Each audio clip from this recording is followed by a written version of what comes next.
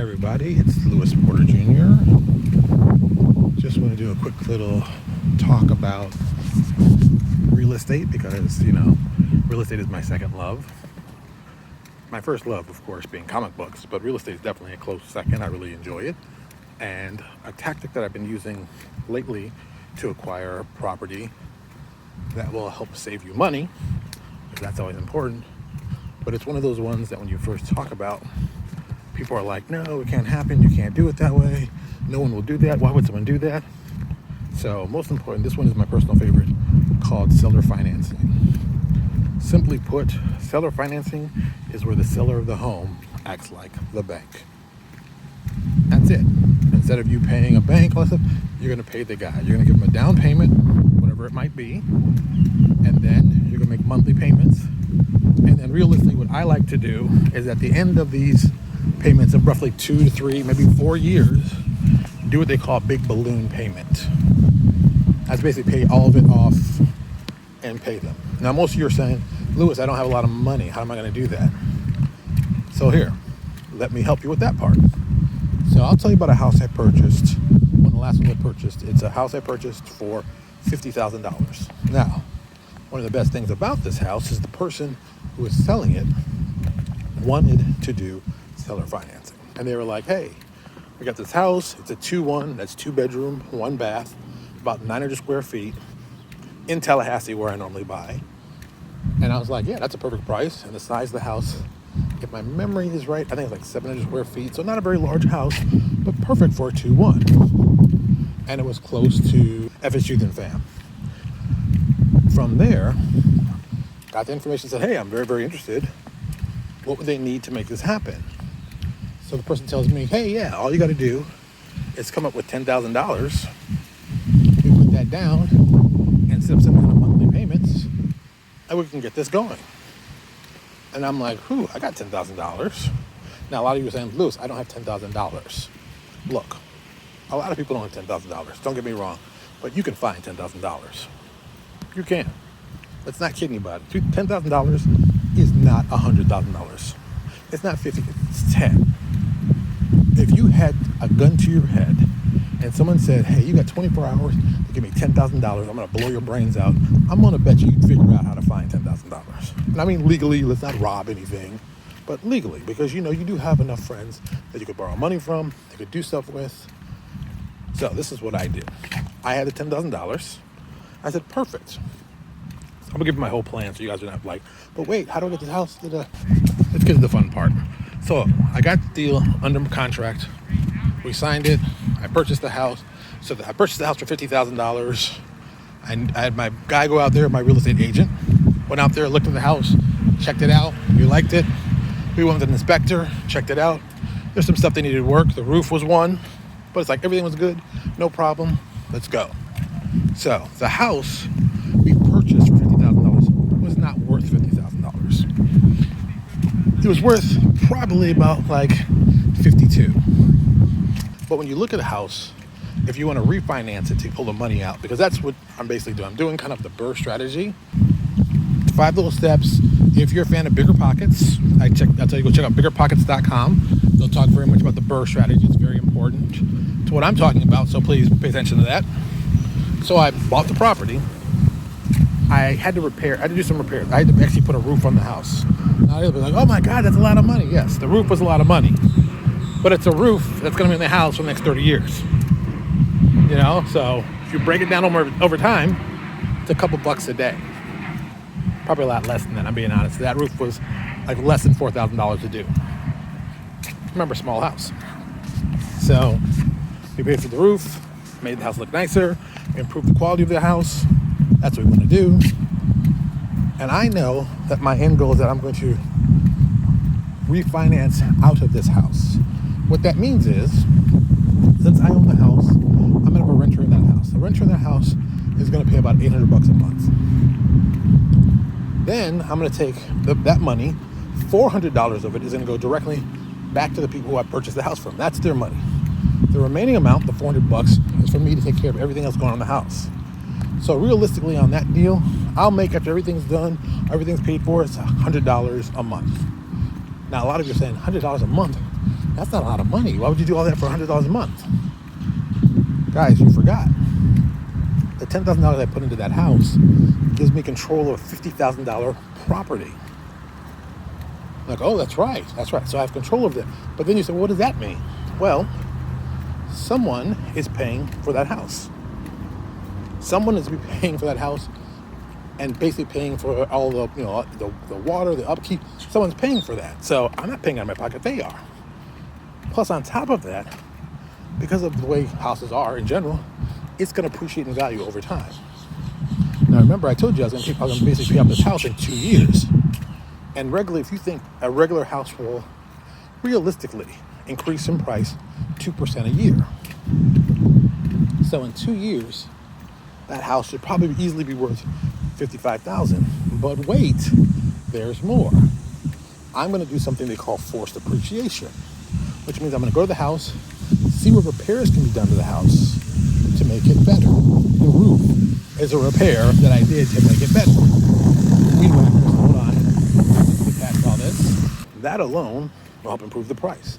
If I paint the house, do some interior work on the house, do some updating, maybe spend $2,000, $3,000, I can increase the price of that house from where it is to being roughly worth about $60,000.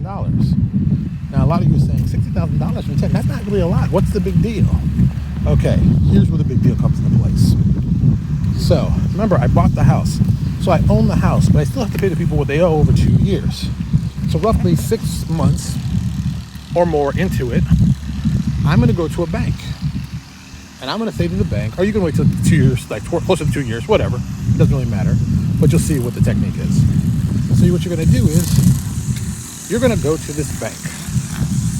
The value of the house is now $60,000. Since I'm the owner of this home, I'm going to go to the bank and say, hey, I would like to take out a loan on this property.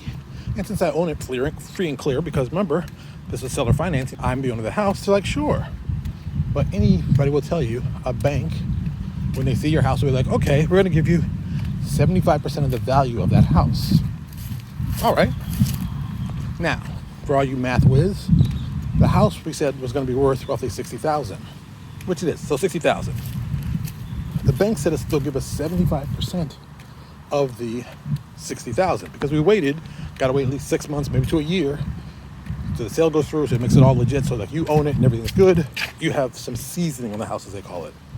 So then, the house being worth $60,000, well, you can get a loan for $45,000. Not bad. Now here's some other crazy stuff that I didn't know. So you're taking this loan out. A lot of people are saying, well, you got to pay tax on that.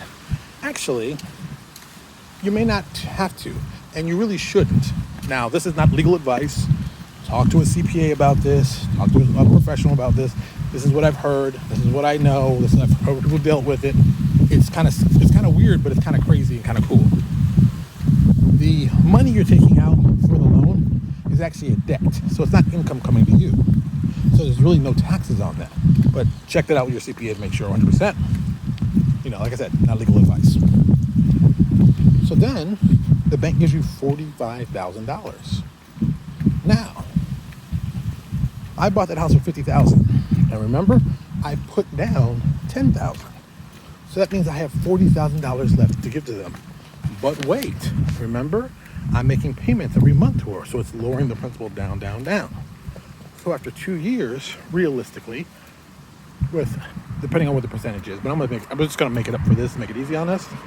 So realistically, you might have, quote unquote, should have $36,000 left to pay on that loan.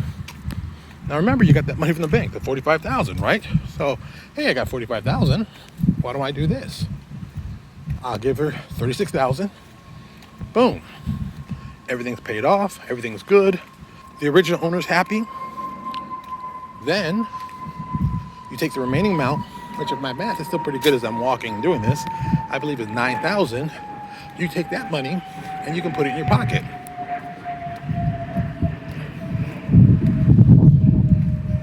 That's it. That's the magic trick. There you go. Now it sounds like, wait, that doesn't make sense. That was too easy. Yes. And that's the way I felt too when I first hadn't done my first real estate deal like this. But it sounds crazy. How can you get the money back? Yes, this is what you do.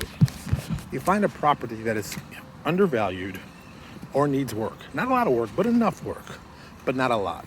You find that property, like I did. The person was selling it, $50,000. They made the down payment, $10,000. The remaining $40,000 was for me to pay off over 2 years. At the end of the 2 years, since I was making monthly payments of $400, that would lower it with the interest about $36,000. I then refinanced the house that was worth $60,000 because all the work I put in, the roof and stuff like that. Then I went to them. The bank gave me 75% of the value of the house, which was $45,000. And then I used that money to pay off the original owner. I now own the house free and clear. If you wouldn't count the repairs I did, say it's at $9,000. There's that $9,000. Cover those repairs. Ta-da!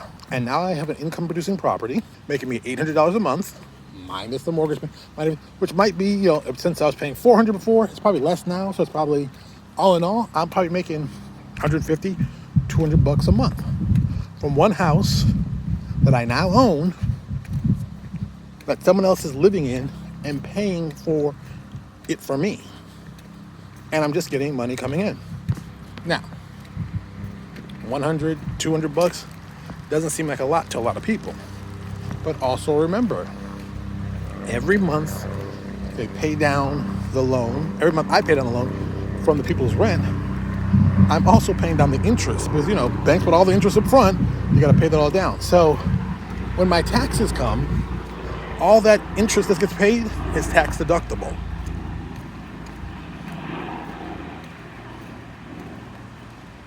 So think about that. All the interest gets paid. Suppose, let's go crazy. Suppose this house is paying me, I'm just making for easy math. Suppose I'm paying $400 and the interest in this thing realistically will be something like $350. And let's just say over the first year, I'll pay the $350 each year. What's that? So 40, if it was $400, it would be $4,800. $300 would be $36. So $4,000 roughly off your taxes because all the interest. Think about it. You just reduced your own personal taxes by $4,000 by buying this house that only makes you the big $100 to $200 a month. You don't think that's good? You don't think it's nice to have to pay $4,000 less in taxes? So, but like I said, all this stuff, check with your CPA, check for yourself. Every state's different. This is not legal advice, but this is just something to think about. This alone should probably change how you make money. I'm just saying, I've been doing this for a while, and I've been amazed how many advantageous situations to be done with stuff like this. So if I was you, I would do my best to go out, find a way to do something like this for yourself, because really in the long run, it's really going to help out you and your family. And me being a single dad,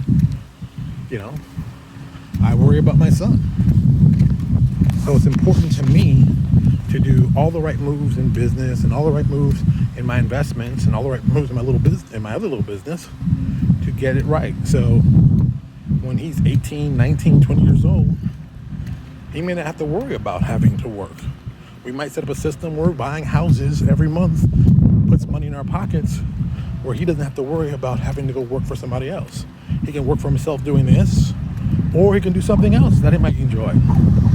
The choice is his, and that's kind of what I want to do. I want to give him the choice for that. And I'm pretty sure you want to do the same thing for your family. All right. This one's done. Just something to think about. Roll it around in your head for a little bit, and maybe you might come up with something amazing. I mean, it definitely helped me, so I'm telling you, it's definitely worth it. You all have a good day, and I'll talk to you later.